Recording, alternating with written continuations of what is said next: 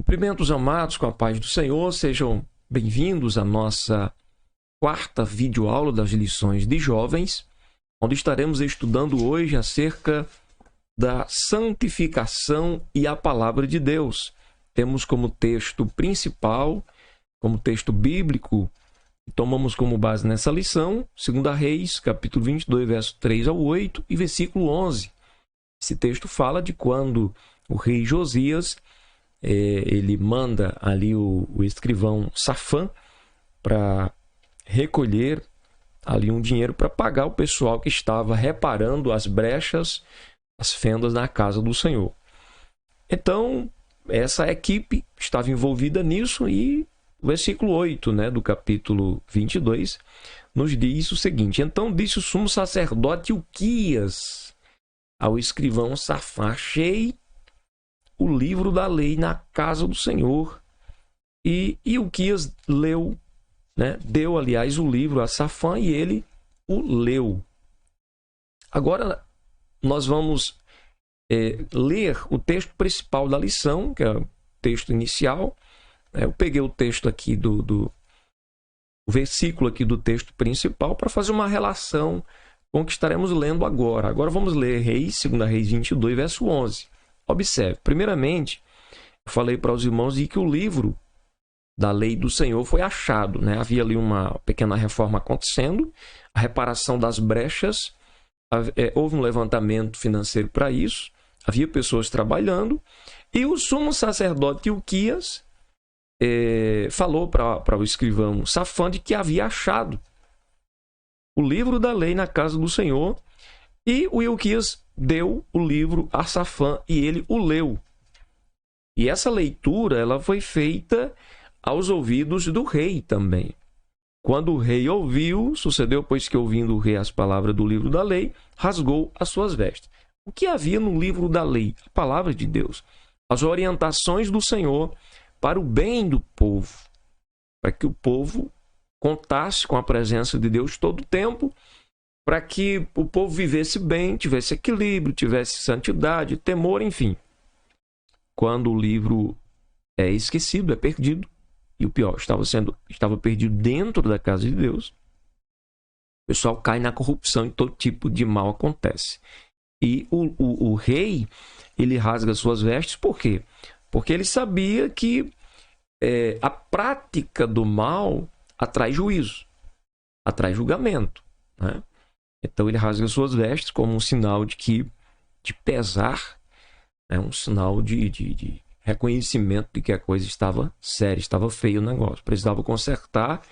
E aí a questão era se havia tempo para esse conserto, Porque quando a palavra de Deus é esquecida, é perdida, então o que acontece? O homem se corrompe e desagrada a Deus. O resumo da nossa lição nos diz que todo o avivamento verdadeiro é precedido pelo ensino e pelo cumprimento da palavra de Deus. Qual a necessidade de estar constantemente ensinando a Bíblia, constantemente ensinando a palavra de Deus? É para que aumente a chance, a possibilidade das pessoas cumprirem. E uma vez as pessoas cumprindo a palavra de Deus, estarão avivadas, estarão vivas diante do Senhor, contarão com a presença de Deus em suas vidas todos os dias. Tá certo? Então, nós tivemos aqui, eu fiz um resumo do texto bíblico, os amados quiserem fazer mais extensivamente em casa, 2 Reis 22, verso 3 ao 8 e verso 11, e depois 2 Reis 23, verso 2 ao 3, versículo 21, versículo 22 e versículo de número 25. Introdução. Não podemos estudar a respeito da santidade sem considerar a palavra de Deus, pois é por intermédio dela que conhecemos a revelação progressiva de Deus. Conhecemos a sua vontade e conhecemos o seu plano de salvação para a humanidade. Jesus afirmou que é por meio da sua palavra que somos santificados. Nós encontramos isso em João, capítulo 17 e versículo de número 17. Lá está escrito: santifica-os na verdade, a tua palavra é a verdade. Para demonstrar a importância e o impacto que as Escrituras Sagradas têm na vida do crente, vamos estudar nesta lição sobre dois grandes avivamentos do povo de Israel, registrados no Antigo Testamento, em especial o avivamento liderado por Josias, que era rei de Judá. Primeiro tópico: todo avivamento é precedido pelo ensino da palavra de Deus. Os dois avivamentos mais significativos de Israel antes do exílio foram protagonizados pelos reis Ezequias e pelo rei Josias, já citado aqui na lição. Ezequias inicia a reforma, abrindo e preparando as portas do templo e conduzindo o povo ao retorno à palavra e à busca pela santificação. Ele estabeleceu o culto ao Senhor e purificou o templo. Veja que o rei Ezequias ele faz ali também inicia uma reforma e repara as portas do templo e conduz o povo de volta à palavra de Deus. E houve uma busca ali pela santificação, o culto ao Senhor foi estabelecido, o templo purificado. Então, houve aí um avivamento através desse rei. O rei Josias também promoveu uma reforma espiritual com base na descoberta de um manuscrito antigo no Templo de Jerusalém. Uma coisa me chama a atenção nessa lição. Note que quando o povo se corrompe, eles abandonam até mesmo o templo. Até mesmo o próprio templo ficou abandonado, ficou esquecido. Houve ali, começou a surgir roturas e brechas e fendas, enfim. Porque quando você não ama, não está dedicado a Deus, também não vai haver cuidado para com as coisas que a ele pertencem, né? Então, tanto Ezequias como Josias fizeram aí começaram por uma reforma à casa do Senhor. Com o retorno do estudo das Escrituras, o povo se converte novamente à prática do monoteísmo. O que é isso? A adoração a um único Deus. Porque com o abandono da palavra, o povo estava servindo a vários deuses. E de fato não são Deus verdadeiro. A centralização do culto e a adoração em Jerusalém, bem como o pessoal se volta também e celebra a Páscoa, né, de forma inovadora, com a participação das 12 tribos de Israel.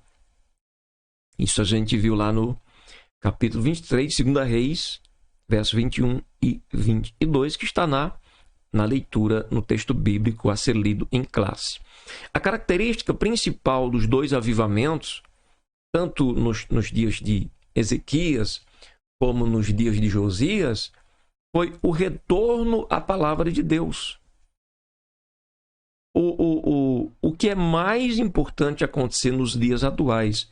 Há uma necessidade de retorno à palavra de Deus. Não podemos deixá-la perdida, não podemos transformar os cultos em momentos de entretenimento, deixando aí 2, 3 minutos para uma leitura reflexiva da Bíblia e tal. Nós precisamos mergulhar na palavra de Deus, tanto no momento do culto, como também no dia a dia da gente. Devemos ter o nosso momento devocional a ler e a meditar na palavra de Deus, porque ela sim vai nos dar poder para vencer. Segundo subtópico, a transformação realizada por meio do confronto com a palavra. Josias reinou 31 anos em Jerusalém e, enquanto esteve sob o controle da Síria, teve dificuldades para fazer qualquer reforma religiosa, pois lhe era imposta a obrigação de adorar a deuses pagãos. Quando isso mudou? Após a morte de Assurbanipal, rei da Assíria, ocorrida aproximadamente em 632 a.C., Josias aproveitou o momento para implantar mudanças em seu reino. Quer dizer, aquele que o oprimia morreu. Então, diante desta oportunidade de liberdade, ele aproveita para voltar-se cada vez mais para Deus. Então, Josias ele iniciou as mudanças com a reforma das estruturas físicas do templo. Durante a reforma, o livro da lei é encontrado pelo sumo sacerdote Ilquias e chega às mãos do rei. A leitura das escrituras passa a ser um marco na vida de Josias. O mesmo deve ser na nossa vida hoje. A leitura das escrituras deve ser um marco em nossas vidas, em nosso dia a dia. E ele percebeu, né, o quanto ele e o povo estavam distantes da vontade de Deus. A gente só percebe o quanto está próximo ou distante da vontade de Deus quando examinamos as Escrituras, quando lemos a palavra de Deus com calma, com reflexão, com paciência. O rei passa a ser outra pessoa a partir do momento em que ele é confrontado pela palavra de Deus. A palavra de Deus mostra que tinha muita coisa errada, que precisava mudar, precisava se consertar. Terceiro subtópico, a leitura compromissada da palavra de Deus produz arrependimento. O rei, ao ouvir a palavra que foi lida por Safã, seu escrivão, imediatamente rasgou suas vestes, como sinal de contrição e arrependimento. O rei estava triste por sua situação e a situação também do povo de Deus. As pessoas estavam vivendo aquém da vontade do Senhor, completamente distanciadas da vontade de Deus. Então, Josias pede ao sumo sacerdote para consultar o Senhor. Vamos procurar saber de Deus o que Deus tem a falar ao nosso respeito. Assim ele ficaria sabendo, ele ficou sabendo que Jerusalém seria destruída. Olha como a coisa estava séria. Deus já estava irado porque as pessoas estavam praticando a iniquidade, porque o povo estava quebrando todas as leis que ele havia estabelecido para o povo cumprir e viver através dessas leis, através desses mandamentos, através desses preceitos, né? Deus reconhece a atitude sincera do rei. Como é bom sermos sinceros diante da palavra de Deus. Este rei, ele podia ter tido a oportunidade, ele podia ter, diante dessa oportunidade, ele podia ter rejeitado essa oportunidade de conserto. Ele podia ter feito como, por exemplo, o rei Joaquim e com outros que, em vez de se consertar, de se arrepender, preferia matar um profeta. Chegou o rei Joaquim, se não falha a minha memória, o rei Joaquim ele chegou a rasgar o livro da lei, a carta que havia sido escrita pelo profeta, contendo a palavra de Deus, ele chega a rasgar e jogar no fogo. Só que Josias ele sofre um quebrantamento. Ele reconhece o seu estado pecaminoso e reconhece o quanto depende de Deus.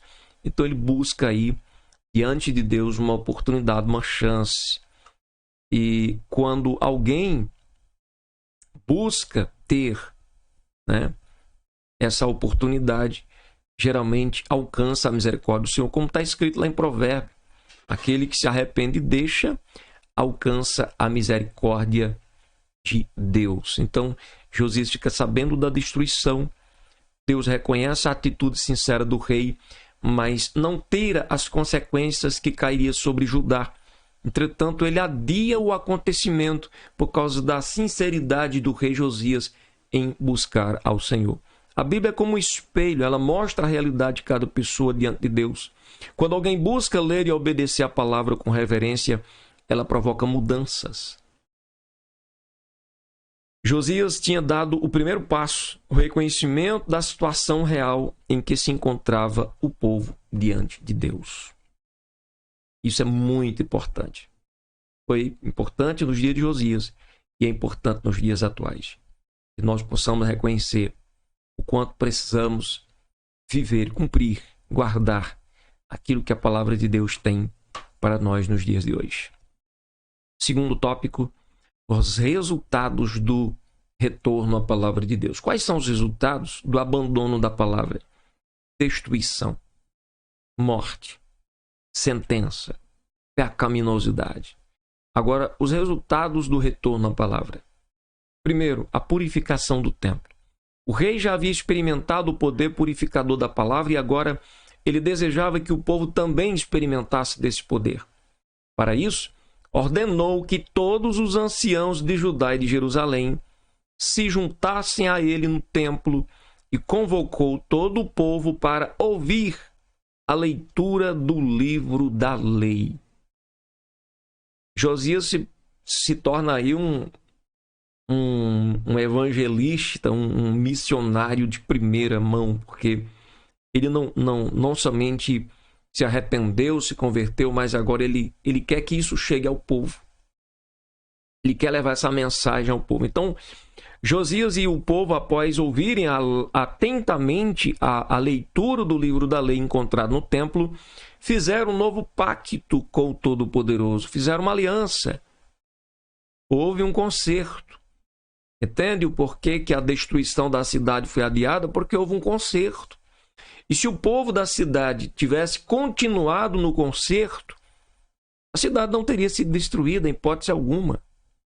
Na sequência, o rei já começou a reforma com a limpeza e a queima de todo o material de idolatria. Se há arrependimento, a eliminação daquilo que é mal, daquilo que separa a gente de Deus. Se há arrependimento, a mudança de vida, a mudança de atitude, a abandono do pecado. Isso ocorreu uma limpeza com a queima do material de idolatria que estava ali no templo. Ali havia utensílios que foram feitos para adoração, por exemplo, a Baal, e um bosque para todo o exército dos céus. Veja que a idolatria estava muito enraizada já ali em Israel. Também retirou e queimou da casa do Senhor o ídolo do bosque. O rei também ordenou que fossem derrubadas as casas dos prostitutos cultuais que estavam na casa do Senhor. Veja o tamanho da gravidade aí da pecaminosidade. Porque esses cultos que eram feitos aos deuses na época passada, nesse tempo, era acompanhado de promiscuidade, era acompanhado de práticas imorais, né? Era acompanhado fazia parte do ritual do culto lá, a prostituição literal. Então, tudo isso, Josias manda colocar um fim. Vamos servir a Deus, vamos eliminar aquilo que não agrada, não está agradando os olhos do Deus Todo-Poderoso. Então, nos dias atuais é a mesma coisa. Você quer Deus com você? Você quer uma vida vitoriosa? Você quer que o Senhor seja teu rochedo, teu escudo, teu protetor, o teu guarda fiel? Então, guarde a sua palavra. Então, guarde o seu mandamento. Segundo, a eliminação dos elementos que promoviam a idolatria em todo o território nacional. A reforma de Josias, inclusive com a ação pessoal dele, se estendeu por todo o território de Jerusalém, inclusive algumas tribos do Reino Norte. Ele também restituiu o culto ao Senhor e centralizou a adoração em Jerusalém segundo normativas da lei. Josias tirou todas as casas dos altos, lugares onde se cultuavam divindades pagãs. A grande maioria dos lugares altos ficavam à sombra de alguma árvore para configurar como local sagrado. Por fim, Josias destituiu os sacerdotes que os reis de Judá estabeleceram para incentivarem, incensarem sobre os altos. O retorno à palavra de Deus transformou a vida do rei e do povo. Não vai ser diferente hoje. O retorno à palavra de Deus vai transformar a vida tanto de adultos como de jovens. Não importa a faixa etária, o que importa é que a palavra de Deus tem poder de transformar a vida. Assim foi possível uma mudança radical em relação à idolatria, que estava relacionada também a questões morais e éticas, que eram propagadas e incentivadas pelas práticas das religiões pagãs. Terceiro, o restabelecimento do culto a Deus. A remoção de tudo que estivesse ligado à idolatria era apenas um dos aspectos da reforma que precisava ser realizada. Na sequência, ocorreu o restabelecimento do culto a Deus, com base nos preceitos prescritos no livro encontrado, incluindo toda a estrutura prevista para adoração no templo. Josias restituiu o ofício dos sacerdotes, dos levitas, dos cantores e dos guardas do templo, conforme previsto no livro da lei encontrado. Outro aspecto importante do culto foi a recolocação da Arca da Aliança no seu lugar específico do templo, que foi o santo, que era o Santo dos Santos. Com as mudanças realizadas, tudo estava preparado para ser oferecido um culto exclusivo, um culto santo ao Deus Santo. O que poderia impedir um culto verdadeiro seria somente a situação individual de cada pessoa que iria prestá-lo. É evidente que nem todas as pessoas tiveram uma mudança sincera e verdadeira, porém, todas tiveram a oportunidade de mudar e muitas pessoas mudaram. Daí a importância de, nos dias atuais, estarmos sempre propagando a palavra de Deus, chamando as pessoas ao conserto.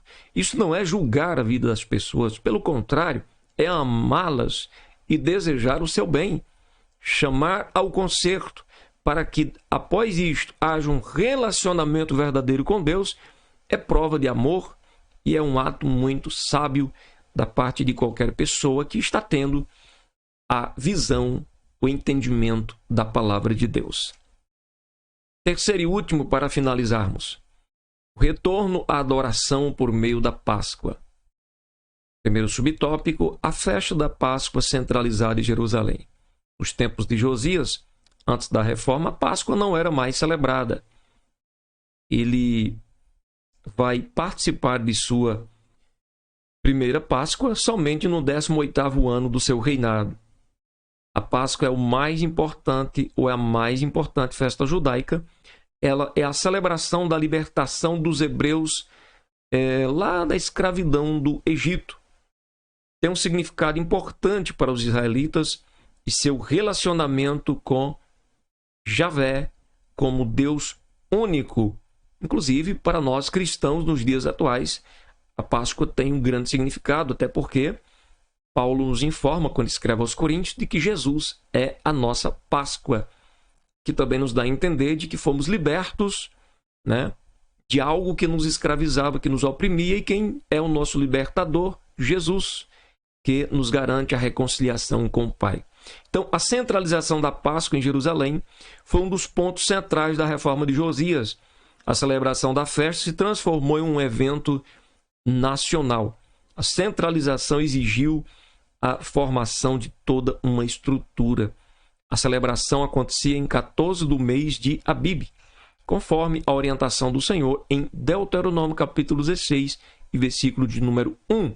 A Páscoa não estava sendo celebrada porque o Deus Todo-Poderoso havia sido abandonado pela nação. Uma vez que o rei convoca o povo para se voltar para Deus, então todas as práticas boas estabelecidas pelo Senhor, cultos de gratidão, de reconhecimento do poder de Deus em libertá-lo do Egito, logo começa a ser realizado. A maior Páscoa de todos os tempos. O próprio texto bíblico afirma que a Páscoa de Josias foi a maior desde os dias dos juízes.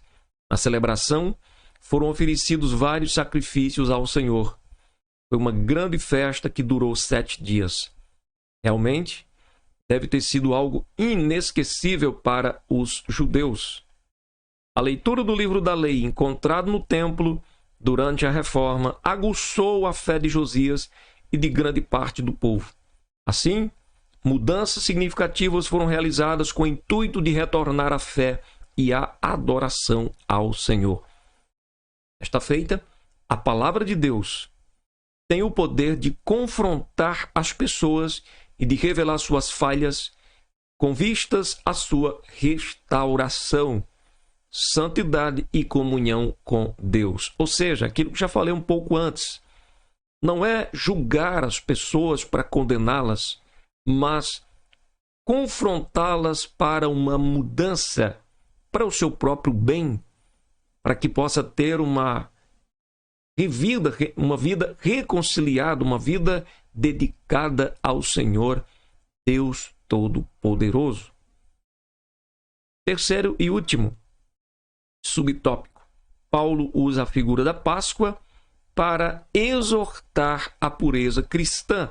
Veja que para poder a Páscoa ser realizada na intensidade que foi necessário, antes disso, remover a impureza, toda forma de idolatria, toda forma de prostituição que acontecia ali no templo. Ao escrever aos Coríntios, 1 Coríntios 5, versos 6 e 7, Paulo usa a metáfora do fermento, elemento que era proibido na preparação da Páscoa, para exortar os crentes sobre as impurezas que haviam adentrado na igreja e para incentivar a busca da pureza. Na Bíblia, o fermento é tido como um símbolo do que é mal e prejudicial, sejam práticas pecaminosas, sejam ensinamentos distorcidos da palavra de Deus. Da mesma forma que durante a celebração da Páscoa era lançado fora todo tipo de fermento, assim também a igreja. Nós, nos dias atuais, devemos nos purificar, retirando do nosso meio tudo que pertence ao velho homem, à velha natureza. Sentimentos ruins, práticas que são contrárias aos ensinamentos bíblicos devem ser tirados para que possamos dizer: eu creio em Deus e Deus está comigo. Na atualidade, a Páscoa tem um novo sentido para os cristãos. Paulo apresenta Cristo como verdadeiro Cordeiro Pascual que foi sacrificado ou crucificado por nós. Isto está em 1 Coríntios 5, versículo de número 7. Jesus é o nosso Cordeiro Pascual. O sangue de Cristo, aspergido na cruz, é a causa da libertação espiritual dos que creem. O cristão deve celebrar a santificação, a salvação e a liberdade em Cristo. Ele nos proporcionou a liberdade. Praticar a pureza cristã e viver uma vida de santificação, conforme o apóstolo Pedro escreveu na sua primeira carta, capítulo 1, versículo 15, dizendo que devemos nós andar em santidade, porque o nosso Deus é santo. Amém? Então, longe de ser uma rigidez de um determinado ministério, longe de ser um fanatismo religioso, isolado ou generalizado, longe disso. A santidade é a vontade de Deus para as nossas vidas, porque Ele é Deus, Ele é Pai e Ele é Santo. E nós fomos chamados, e por meio do sangue de Cristo, reconciliados com Deus. Então, somos filhos, devemos ser filhos e filhos bem santificados pela palavra dele, para que haja relacionamento diário entre esses filhos e o Pai Celestial, e o Pai tenha liberdade e prazer de se relacionar com estes filhos, porque sem santidade isso se torna impossível. Deus abençoe a sua vida. Estamos finalizando aqui com a conclusão. Nesta lição, vimos que os dois avivamentos mais significativos de Israel foram protagonizados pelos reis Ezequias e Josias, ambos precedidos pelo ensino da palavra de Deus. Que Deus nos abençoe.